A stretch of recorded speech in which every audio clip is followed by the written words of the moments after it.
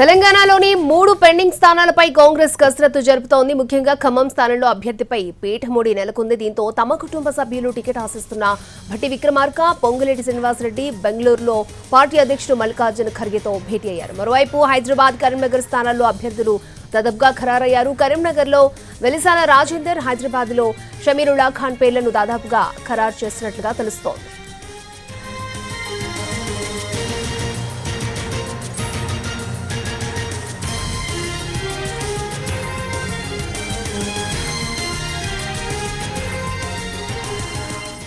తెలంగాణలోని 3 పెండింగ్ స్థానాలపై కాంగ్రెస్ కసరత్తు చేస్తోంది. ముఖ్యంగా ఖమ్మం స్థానంలో అభ్యర్థిపై పీఠముడి ఇంకా నెలకొన్నట్లు తెలుస్తోంది. రైట్, ఇదే అంశానికి సంబంధించి లేటెస్ట్ అప్డేట్స్ గాంధీభవన్ నుంచి మా ప్రతినిధి చారి మనకు లైవ్ లో అందిస్తారు. చారి, కాంగ్రెస్ పార్టీ నామినేషన్ల గడువు దగ్గర పడుతుంది. 3 నియోజకవర్గాలకు సంబంధించినటువంటి అభ్యర్థులను ఇంకా అధికారికంగా ప్రకటించలేదు. దాంట్లో ఖమ్మం, కరీంనగర్, హైదరాబాద్ 3 పార్లమెంట్ నియోజకవర్గాల అభ్యర్థుల దాని మీద ఇప్పటివరకు అయితే కాంగ్రెస్ పార్టీ కసరత్తు చేసింది.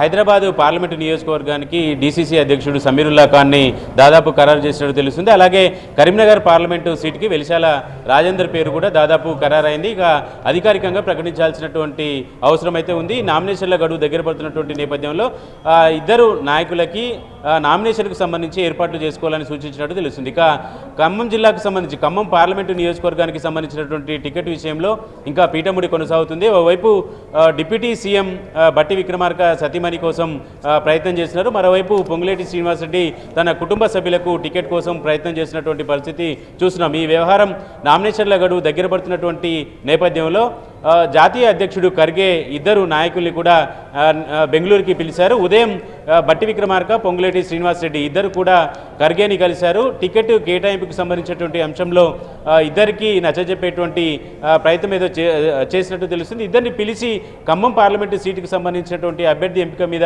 చర్చించినట్టు తెలుస్తుంది. మరి కాసేపట్లో ఇద్దరు కూడా హైదరాబాద్కి చేరుకోబోతున్నారు. మొత్తానికి నామినేషన్ల గడువు దగ్గర పడుతున్నటువంటి నేపథ్యంలో ఈ 3 నియోజకవర్గాలకు సంబంధించినటువంటి అభ్యర్థుల ప్రకటనకు సంబంధించినటువంటి అంశం ఇంకా సస్పెన్స్గా కొనసాగుతున్నటువంటి నేపథ్యం ఒకవైపు ఉండగా, ఖమ్మంలో సీనియర్ నాయకులు ఇద్దరు కూడా పోటీ పడుతున్నటువంటి నేపథ్యంలో దాని మీద త్వరగా తేల్చాలనేటువంటి ఆలోచనతో అధిష్టానం ఉంది. ఇద్దరు నాయకుల్ని కూడా బెంగళూరుకు పిలిచి ఖర్గే సమావేశమయ్యారు. 1-2 రోజుల్లో దీనికి సంబంధించి అధికారిక ప్రకటన కూడా వచ్చే అవకాశం ఉంది. పార్టీ వర్గాల నుంచి మనకు ఉన్నటువంటి సమాచారం ప్రకారం ఈరోజు సాయంత్రం వరకు వచ్చే అవకాశం ఉందంటున్నారు. లేదంటే రేపైతే ఖచ్చితంగా ఈ 3 నియోజకవర్గాలకు సంబంధించినటువంటి అభ్యర్థులను ప్రకటించేటువంటి అవకాశం